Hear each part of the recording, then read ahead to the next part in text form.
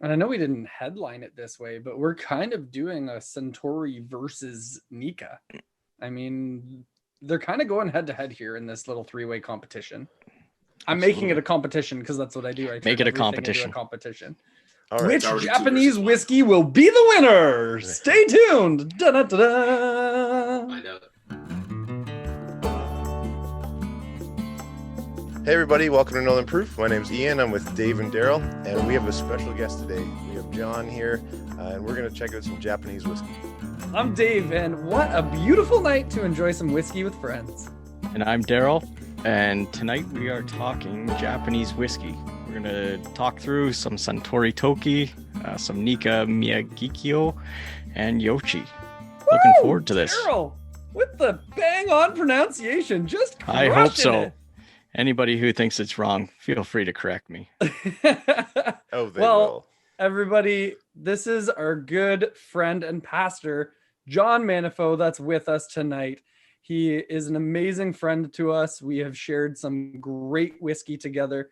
So really excited to chat with you, hang out, and work through some Japanese whiskeys. Has anybody drank much Japanese whiskey? Have you, John? I know you I have have a one bottle. bottle. Which I have yet to open. Oh, I have a bottle that I've yet to open. So yeah, Which one is it? Alright. it's Nikka from the barrel. Oh, nice. Okay. Yeah, the small 500 ml one.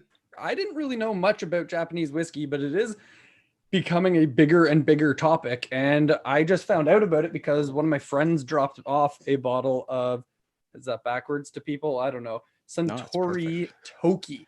So he dropped that off for me when I made him a little gift one time. He needed a little bar stool at his little condo that he has. So he gave me some scraps that he had, and I made him a little stand to put all of his bottles on. And then he dropped me off a bottle of whiskey in return. So I couldn't complain. But this was the first time I've had a Japanese whiskey. Beautiful. This will be the first time that I've had Japanese whiskey. Oh, Ever. this is a new one for you? Yeah. Exciting. Mhm. I've kind of stayed away from it and shied away because it's a rabbit hole that I really don't want to get into. The It's price a very and delicious one. availability of Japanese whiskey seems to be challenging, so I've kind of stayed away from it. But I'm excited to try it. Yeah, I'm absolutely. really surprised that Ian has yet to try this, but Interesting. Yeah, and I know from at least from the Toki that I have, and I have had a bit of it before, it is a little bit more like a single malt Scotch-esque. I know that this one specifically is a blend. So on the bottle it says a vivid blend of carefully selected Japanese whiskeys. But it definitely lends more to Scotch than bourbon or Canadian, is what I have found so far with this. And Daryl, do you know a little bit about the Japanese whiskey, don't you? Tidbits about things. So I've had a bottle of Yamazaki 12-year-old, probably one of my favorite pours that I've had. It's a very smooth whiskey. It's been a few years, so I'm not going to go into what I remember of it. I know the Nikka distillery, the original, I'm not sure if he's still in place. The distiller actually went and trained in Scotland. He married a Scottish lady and moved back to Japan, and he set up a distillery, I believe, after leaving Yamazaki.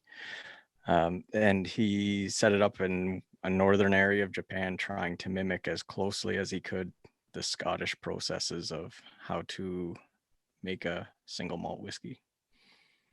Yoichi is his, I believe it's what he produced using the old coal-fired distilling methods, and it's a peated whiskey, and as close as he feels he could get to a peated Scotch. And Miyagikyo is done in a new way. I think it's done over natural gas.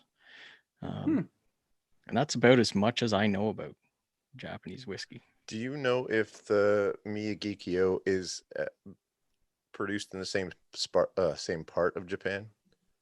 They're two different distilleries. I don't know if they're close together or in different locations. Because I did hear that where it is located in Japan makes a huge difference on flavor profile and the range and everything. So the northern regions would be very much like Scotland, and then the southern regions would be very heat sensitive and would definitely temper the alcohol a lot differently. Do you want to pick up some Toki and let me see what you're getting on it? I get some like tropical fruit on this, I think. Yeah. Maybe like, I don't know if it's I'm thinking pineapple, but I don't think it's actually pineapple. Would you say that it's silky with a subtle sweet and spicy finish? I mean, we haven't got to the finish yet. Sorry. There's no spice whatsoever, in my opinion. No. When I Not first on the tried nose. it, The nose is yeah, it's super fruity. I was getting like a green apple one of the first times I had it. Pear. Yeah. Mm-hmm. yeah, it's definitely like pear, apple, like those kinds of fruits. That's where it totally pushes. No tropical, no passion. There's no passion, no passion fruit. There can be a lot of passion. Just have a few shots. No, there's passion, but no passion fruit. But it's the orchard. Is that... That's what I meant. Passion fruit, not there. No, I see. I think beyond the apple and pear, you might get a little bit of that tropical fruit on that. But get a bit of grapefruit. Maybe I'm dreaming of that. It's interesting because like it's got like really clingy legs on the glass, but I don't find that I get like that creaminess or heaviness when you drink it. I think because it's so light and fruity smelling, it like that's what's kind of following through. I would say for how light the whiskey is, it sticks around a fair bit. Yeah, like it's not like a black pepper or a white pepper. There's some tingle there. That's kind of nice. I would expect it to be fairly young. I'm not sure how old it is. In age, and I don't think they have an age statement on it because it is a blend, right? So they're just putting in different ages to it. And I remember somebody saying that Japanese whiskey didn't really have any like guidelines for what made it Japanese whiskey. Like they were able to just blend and combine pretty much anything and call it Japanese whiskey. Yeah. So from what I understand, Japanese whiskey, we talked about the gentleman that came from Scotland or went to Scotland, learned how to do it, then came back to Japan, produced it, and then everybody loved it. So there was this big whiskey boom from Japan. And so everybody started producing it, but there was no real rules. Like if we talk about bourbon, there's the Bottle and Bond Act, which is incredible rules on how to make it and what it has to do, what you have to do to make it. So with Japanese whiskey, they were doing a lot of different things and the quality wasn't there. I think they were just trying to produce it to keep up with the demand and they didn't care about what was happening as much. So some of those older Japanese whiskeys are just phenomenal. And then the same bottle a couple of years later was just complete crap, or not crap, but just like a completely different whiskey. Different. Yeah. So Daryl, I think you brought it up in the text thread that you were saying that Japanese whiskey has more, or they just came up with a set of rules or something like that. Yeah, I don't recall what all the rules are, but yeah, they could do anything they wanted to call Japanese whiskey. It could be something they brought in from another country, not even distilled in Japan or made by anybody or even touching anybody's hands in Japan, and they just could slap on a label that said Japanese whiskey and sell it as that. The big distilleries though, like the Suntories, the Nikkas, there's a few others that I'm not going to recall the names of, they stayed true to the roots, and that's why those ones are in the price areas they are. Yamazaki has a lot of collectors bottles out there that are in auction all the time, but they're definitely trying to define what a Japanese whiskey is and put some regulations in place, but they haven't got to the point of you have to follow them still to be called a Japanese whiskey. So there's no regulatory body that's going to check to make sure you're following the guidelines. Back to tasting, like it's so fruity to smell and so light, and then you taste it and it is light, but then after a few sips, some of the light bitter herbs and something come out, for me anyway. On the palate or on the nose? On the palate. Okay. Yeah. Not the nose. I find the palate has a very different taste than the nose. Like it does have like the earthiness starts to come out a little bit in the palate, and then like Daryl was saying, like that that peppery almost finish is there. I don't know. I kind of like it though. It's a nice light whiskey. I think this would be like a good dinner whiskey. Like I think this would pair well with a meal, whether it's like fish or something like that. I feel like it would kind of Maybe like a white pasta sauce or a fish. Yeah. yeah. A light meal, like, or not light meal, but like a light flavor. Yeah. Because I think you could overpower it really easy. But I'm also surprised at how much I actually like it. Right? Yeah. I thought like based on the color of it, based on what little I know of Japanese whiskey, I thought, no, it's probably a young malt that I'm not going to enjoy too much, but I'm actually pleasantly surprised.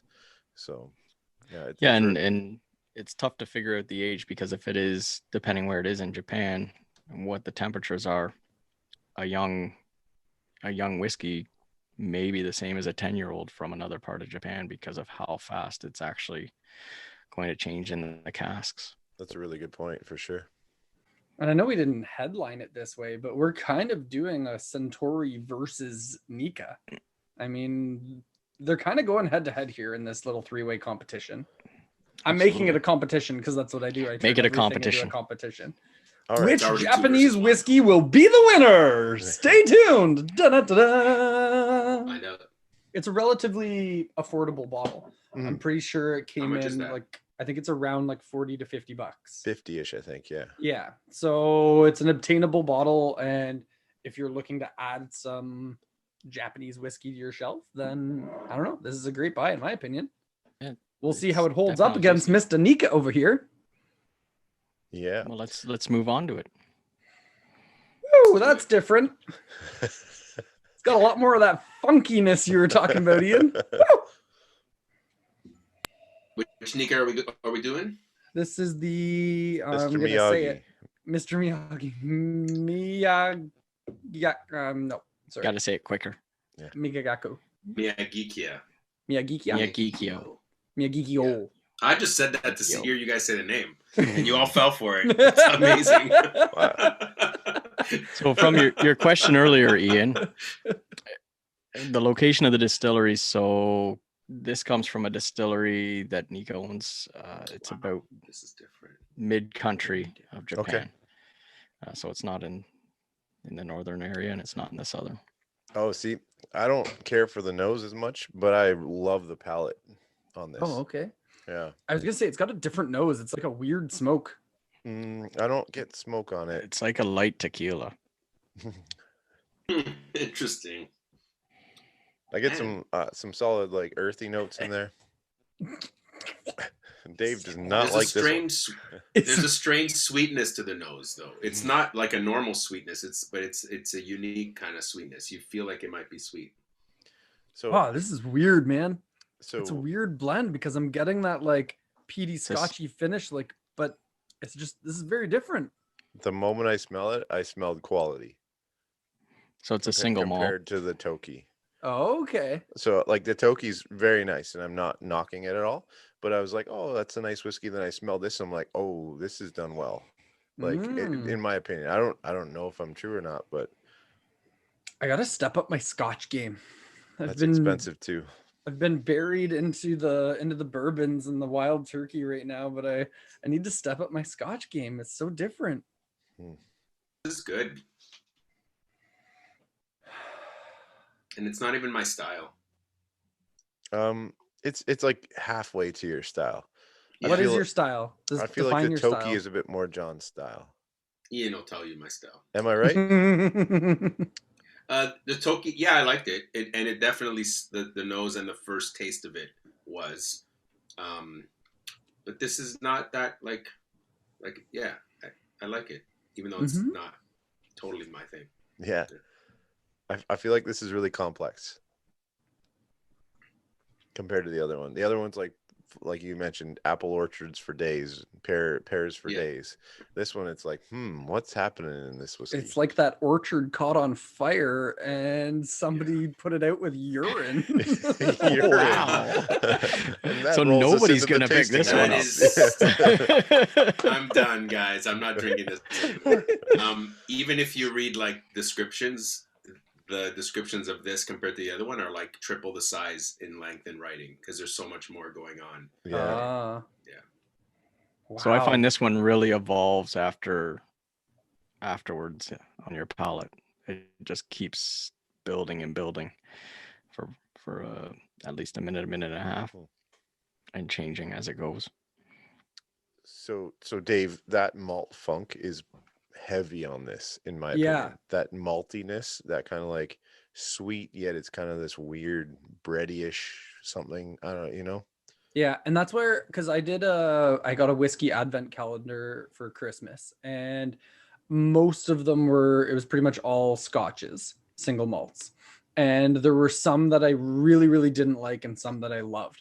And the ones that I didn't like had this weird funkiness to it, where I find when it switches to the heavier peat, the peat has a different type of smoky funk to it, where it's not as funky, it's more campfire to me. Where this is just like, it has like, as if you put like a different type of herb in that campfire, like you're burning like some brush and it's coming through different than if you're burning like some regular wood kind of thing, or like you're burning grass or something. Like, the different smells that you'll get, where this has that different funk. And I remember when I was going through that advent calendar, I was trying to distinguish why I didn't like certain ones and why I like other ones. And I find with scotches, for me, I need it to be more on that campfire heavy peat than I need it to be on that funky scale. Personally. Like, is funky like leather funky smell compared to campfire peat? Is that what you mean? What do you mean by funky? I don't know. It's what Ian was describing. It's just like, it's got a different like pop in your nose than the campfire. So this reminds me of Highland Park, like a Highland Park 10 or a Highland Park 12. Right. Highland Park doesn't have that crazy intense smoke. Well, some of them do, but the regular lineup doesn't have that crazy intense smoke to it. It's got this lightly wasp of smoke in the air, something like that. Whereas this, I get that a little bit on this. I don't know if there's any peat in this. I think it's just the distillation process. Right. It's lightly peated and sherry cask finished. Oh, the sherry cask makes sense. That's why. So that's probably where you're starting to feel that Highland Park, because I think most of their stuff is sherry cask finished. Absolutely, yeah. There is a nice little bit of a cinnamon finish to it, though, that I just found on that last sip. So now that you said sherry cask, I get that like dark plum on the nose. Like maybe dark Bing cherries or dark plum, something like that. Just kind of like within that sweet malt funkiness, I get that kind of like that note, which makes sense. That's what I get on Highland Park stuff. So, but this, I think this is done really well. I think there's a lot of quality in this glass. Yeah, there's a lot going on. Yeah, I think it's something that I'd have to grow on, where I'd have to like be drinking more scotches than other drinks, I think, to be able to like change and accustom my palate to it almost. Most of the scotches you've had, Dave, they are heavy peated, right? Yeah, like the Bowmore or the Freud have been my two like scotches on my shelf that I've been drinking. Yeah, so it's a big difference when I go to from like Lafroig and Lagavulin, and then down to like Balvenie, which I don't know if it has any peat in it. No. It takes a bit for me to adjust back to what I expect to be in there versus what's in there. Right. And then once I've had it for a bit without having anything that's been peated, my palate changes and you find a lot more in it. Interesting. Is it okay as someone who likes scotch and bourbon not to really love peat? Is like, do I like feel like I don't fit in if I say that out loud? Yeah. No, That's There's why lots there of are people these that don't like different peat. types. I'm right? asking for a friend. As the friend you're asking for. Yeah. I went for years where I could not stomach a peated whiskey or a peated scotch at all. We talked about it in one of our episodes where Ian picked up Belvany peated, and my comment to him was, "Why would you ruin a great scotch with peat?" So it's whatever Because your palate prefers. It made it even better. Well, it did. Yeah. Now that I've gone back to it 5 years later, almost. No, John. I'll jump up, and I've known John for probably most of his whiskey journey, as you want to call it, and he's never liked peat from the moment it was poured. It was just like nope, this is not for me. And I appreciate that. Like whereas I run from Highland Scotch that you love. Some of that stuff I'm like, nope, I'll pass on it at the bar. Like if somebody's pouring it to me, I'm like, yeah, I'll smell it for a bit, but I just don't have the I just don't love that. Whereas I would take a peated scotch and he would take the opposite. So I don't think it I don't think it matters whatsoever what you like. It's just once you find what you like, you can have fun with it. And I will say, if you can try and appreciate the way they've done the peat, that's one way to kind of wrap your head around it, maybe. That's what I was going to say. Where I've grown is where I will have it in a tasting, or someone will say, you want to try this? I'll be like, yeah. And I like appreciate what's gone in to make that and how much people like it. But I'm not going to run out and go buy a bottle, right? I'll be like, oh, that was good. That was a good experience, right? And I'll try it again sometime, but I'm not going to spend the money on it necessarily. So Right, because it's going to be one of those bottles on your shelf that you're never really going to choose to go to. Exactly. Where it's like you're leaning over to a different bottle every time, and that one's just sitting there. So I'll let somebody else buy it, and I'll just have a sip. That's the way to go. Yeah. I think Brilliant. it's great. And if you think about bottle shares or people that can get together and bring multiple bottles, that's the nice thing about it. John might bring a Highland Scotch that he loves, and I might bring a peated, and we can all try things, and the range of whiskey gets even larger. So yeah. So this one's evolving though a little bit further and further. Like I'm getting a lot more smokiness off of it. Are you guys getting any smokiness? Not on the nose. Like I relate it to Highland Park, which I have a hard time pulling smoke or peat out of. Okay. I get the earthiness of the peat on this. Yeah. I don't get the smoke necessarily. Yep. So it does have a nice because now I haven't had a sip for probably 2-3 minutes. Yeah. And there's been a nice burn, Yeah. like on your tongue, even up on my upper lip, which is strange, but it's like it's good. It's an enjoyable burn. Yep. Yeah. If that makes any sense. No, I get that too. Like my mouth is like it's going with it right now. Like it's lasting quite long, and you've got that that good tingle in there. It's got some presence to it for 45, I feel like. Yeah, definitely has some depth to it. I think it evolves in the glass. Yeah, and I think Scotch is different a little bit compared to bourbon. A 45% bourbon is just normal, even low proof for me. Whereas a 45% Scotch, I feel like you notice the proof or the alcohol percentage a lot more. So from 40 to 43 and then 46 and so forth, I feel like you notice that more on the Scotch than you would with a bourbon. Like 3 or 4 points on a bourbon doesn't do much for me at all. Yeah. But 3 or 4 points on a Scotch, it's like, oh wow, this has got a bit more oomph to it. So yeah, it starts to open it up. And I think too, bourbon to Scotch or single malt whiskeys, they seem to have the single malt whiskeys have a lower proof range where much more comes out of them than bourbon at a lower proof range. You get much more flavor when it's a high proof. Once you're over that 100 to 110, I think is where I get a lot more flavor out of a bourbon. Oh, I gotta say though, I just went to number 3, Daryl. I completely agree with you, but I just went to number 3. Oh, okay. Oh, Yoichi? So did you? We switched. We're switched. I just jumped ahead. Well, we'll jump with you. It It's smells gotta- like it's a light peat, lighter, like a peat, more peat than I think. Take a sip. I will. Drink it. Sorry. Let it sip and let it linger. And it's this beautiful, mellow, soft, like slightly peated, slightly salty. Yeah, really Light. It's light to taste. really like that. But it Salty. lasts. It lasts. Yeah. Yeah. Interesting. Salty is a good description. I never thought of that, but I'm definitely feeling that saltiness in there. So Daryl just said that with brine. Yeah. Yeah. The brininess. Yeah. What's the weirdest tasting note you've ever heard or got? You know when a bee goes from flower to flower and it craps on it.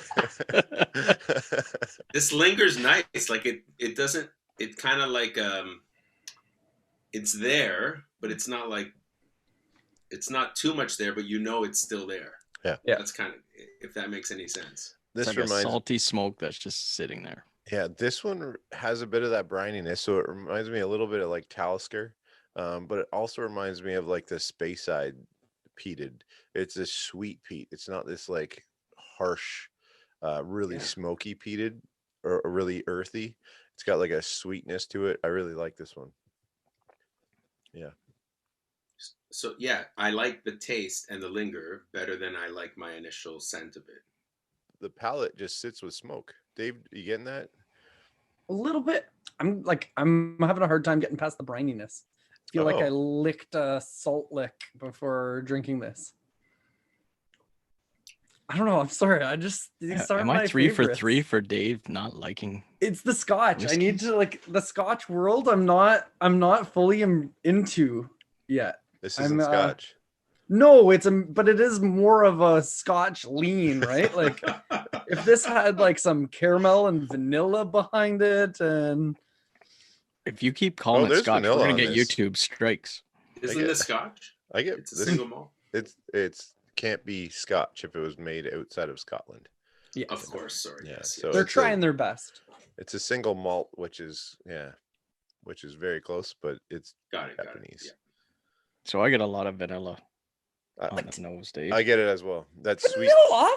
Yeah, Stop like it. maybe fake vanilla. It's not like vanilla bean. It's more like a fake, like a Bath and Body Works vanilla hand soap. Oh, you just ruined it for me. Oh, I love That's that. it. Or a It's not- vanilla candle. You Oh can't no, go that's a smelling nose, bourbon. boys. That's a nose right there. Mm. Just, oh my gosh, are you serious? Mm. Do not. Oh my! Oh my gosh, that is like heaven. It's my favorite bourbon, but still, like that's this. It's not what we're drinking. So. So Dave, what is it that you are not enjoying about the Nikkas compared to? You seem to enjoy the Suntory. The Suntory I didn't mind as much. Is like Suntory was very just like mellow. Like compared to these two, these have a way different kind of punch and hit to them. Where the Suntory was just like a nice, easy, mellow. I didn't really get like a big, funky, earthy notes. Like those like the fruitiness of the Suntory stuck out to me, and that's what made it more of like that easy drink to me. Where these, I think there's that funk.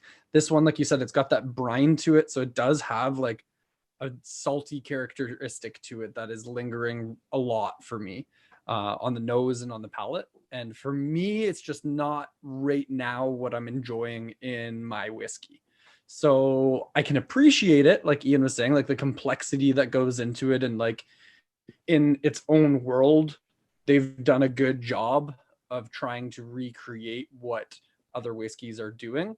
But for me, it's just not what my now is. My now is just so heavy on that other side that I'm just, yeah. Maybe as I walk through this whiskey journey, depending on who I come across, I'll try and experience some different ones. But for me right now, it's just not my flavor. And that's the beauty of the whiskey journey. Yeah. All right. You got to appreciate, though, I think there's way more going on in Nikka than Suntory. So there's like how Yes. much more? Like, what are the price tags on the other two bottles?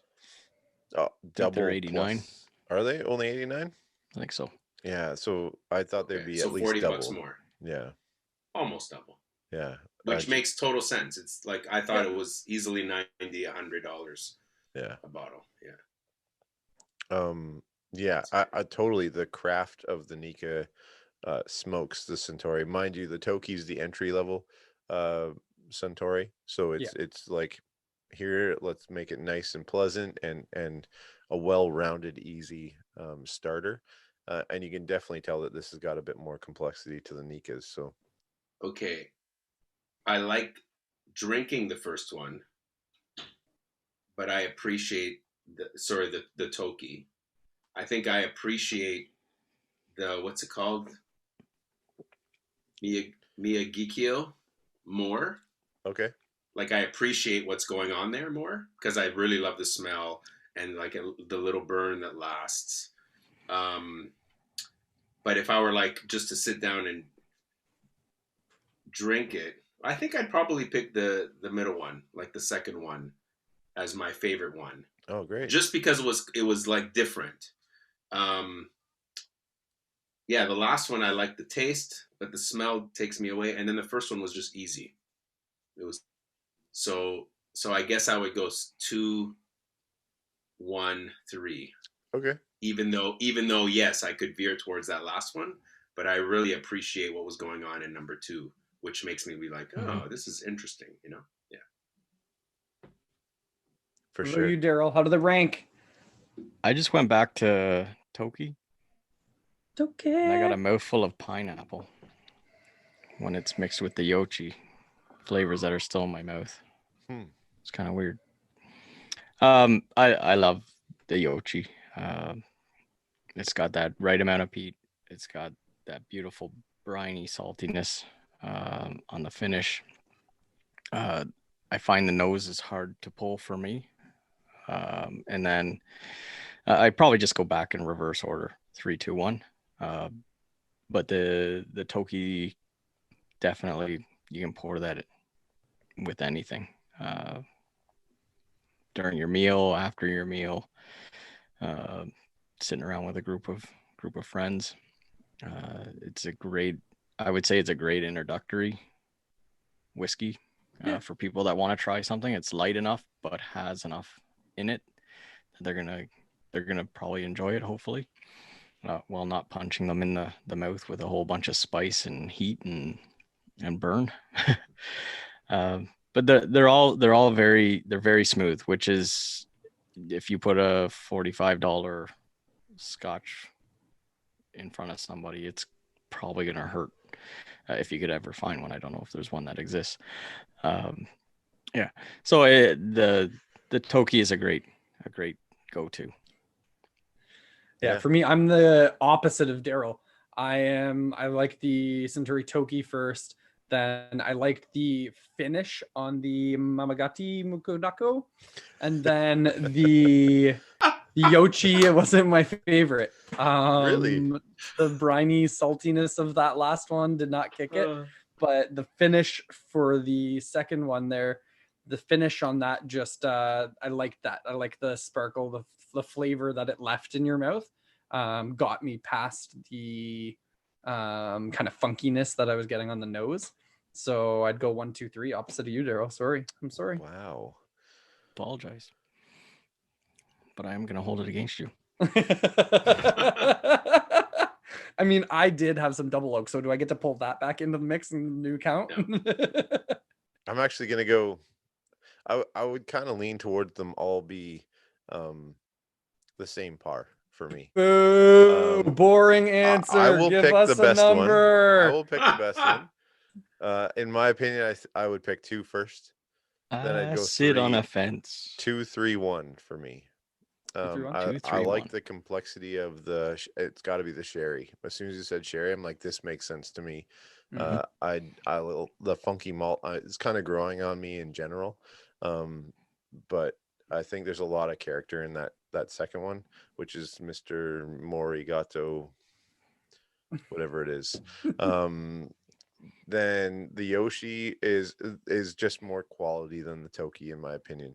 The Toki, it's good and pleasant, and I enjoyed it. I'd probably pour that in a rocks glass without any ice, just a fairly hefty pour, and sip on it over, not nose it too much, just enjoy how pleasant it is. But the other two, I'd want to sit with a nose and glass and kind of try and pick apart and grow my palate and taste buds out of it. So Yeah. that's kind of my order. So I think we were all over the place with that one. Yeah. John, what was yours again? I was 2-1-3, so we started at the same place, which makes me feel really good. Yeah. For some reason, because I think highly of your whiskey knowledge and acquiesce. Yeah, I wouldn't, but okay. Fine. I'll take back the compliment then. Thank you for taking it back. It makes me feel so much better. So we kind of have a little topic going on this week, and it's going to be, what's the weirdest tasting note you've pulled out of a whiskey? And did anybody think of that or remember one, or did you get one on one of these whiskeys? Oh, just sparked my memory. This is fresh. It was during one of our first tastings we did. I think it was maybe the first or the second one that you had set up for us when we did a big Zoom during first lockdown. And it was like a super weird smoked burning flavor. And somebody said it was like an old like leather warehouse on fire. And I'm like, that is the weirdest thing I've ever heard. But yes, that is exactly what it smells like right now. Because it had like a weird leather boot, like a work boot, and like factory-esque smell to it. And I remember the second one we did? It might have been. It was the Oshintoshin 3-wood. Our friend Mike said that. Yeah. And it was just so different, but it was like such a great description. I was like, warehouse. Yes, that's exactly what it is. Yeah, that bottle might be turned. I poured that for you guys, and it did not taste anything like what I remember Oshintoshin 3-wood tasting. So interesting. Yeah, it tastes funky. Whether they did something different in that batch or I don't know, but it had this weird like pipe tobacco burning building, like like a library that had leather bound books on fire, like a dusty library. Yeah. The rich mahogany didn't come through. It's just the burning books. No, the mahogany's still in the building. Yeah, I'm gonna stop before I get blasphemous. We understand what you said. So isn't that their best? Isn't that like their best one, the 3-wood? They have they have a 17 or an 18-year-old as well, but the 3-wood's one of their most renowned, I would say. And that's what got me into whiskey, was the Oshintoshin 3-wood. But the bottle that I have now is so funky. It's just like it would not get me into whiskey now, that's for sure. So funny. I don't know. Like there was I can't go too far back. I'm just gonna go from tonight. The first one, because it's the orchard and apple and pear, like and the lightness, it was almost like I'm smelling apple juice, and it was kind of strange. And I'm like a sippy cup. So I'm like, this is weird. Why do I feel this right now? Like a plastic synthetic apple juice? Almost like it was like the sippy. Now I'm not downgrading it or anything, but that's what came to my mind. And I was like, how's that possible? This is like. Do you often drink out of sippy cups to get that? No, I don't. That's why the imagery. No, I think I know what you're saying. Was interesting that it came out to me because of like, It's when you have to clean out your kid's like sippy cup from school, but you've forgotten it for a few days, and you open it up and it's like fermented a little bit, and it's got that like fermented apple juice smell. Oh, you went dark on this. I was gonna go. Remember those old school Tupperware sippy cup lids?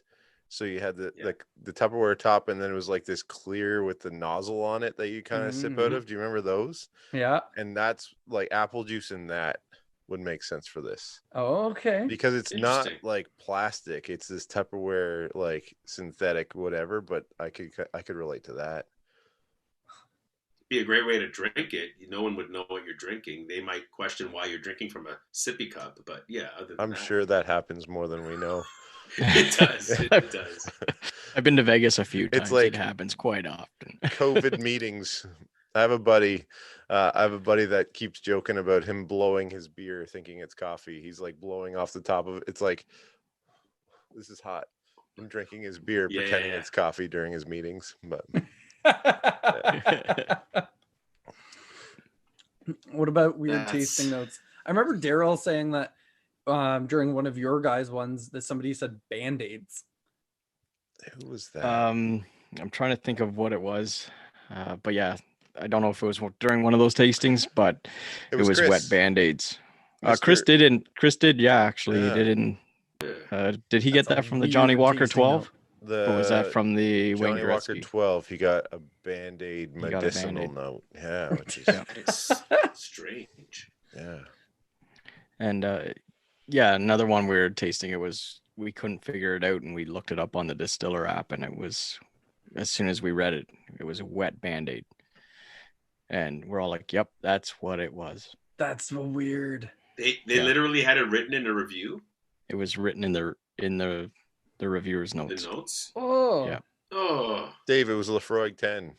Shit. You love it. I love that. Not anymore.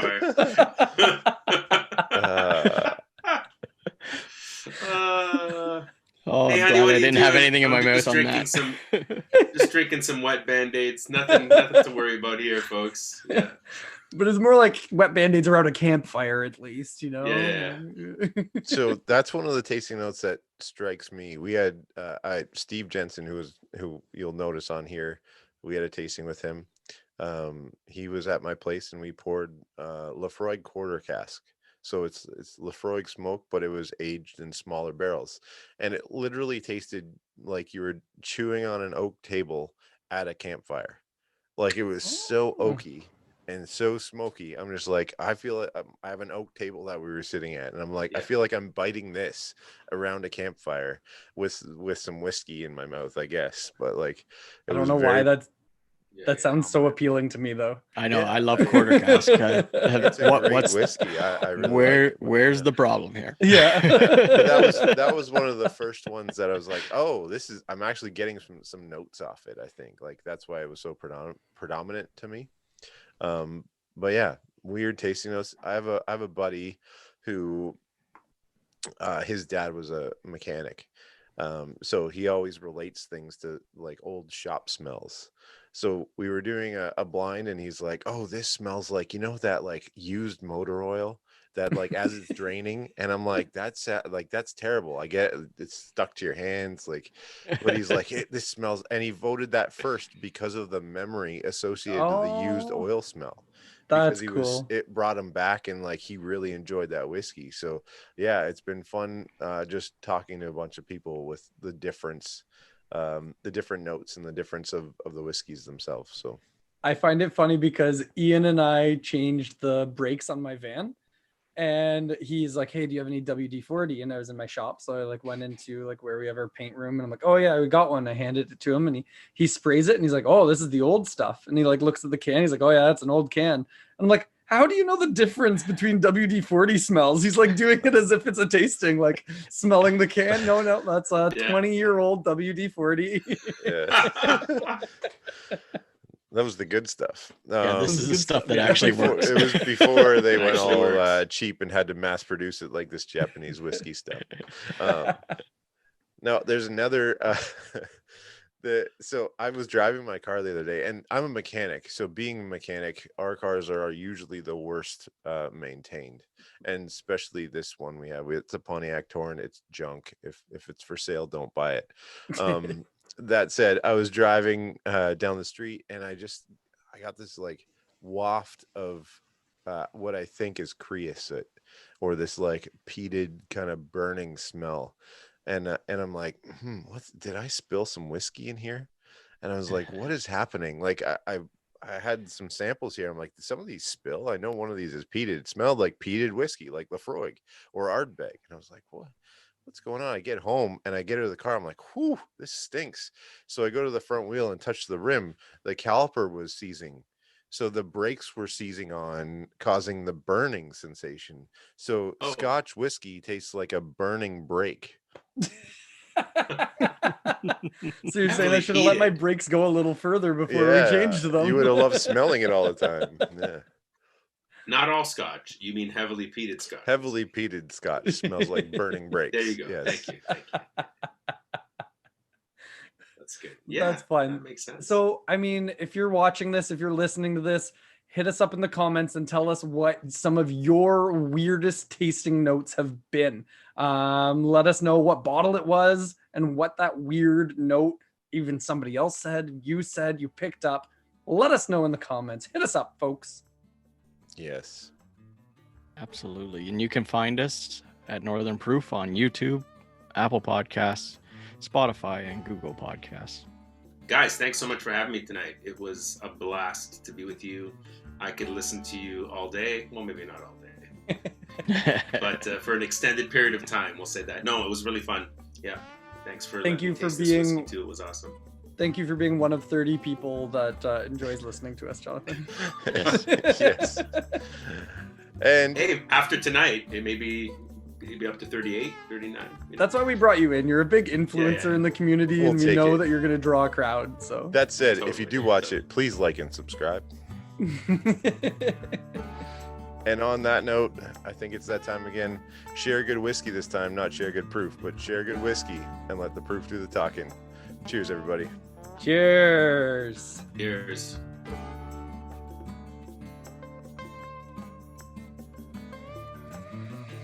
Save the Toki for the end.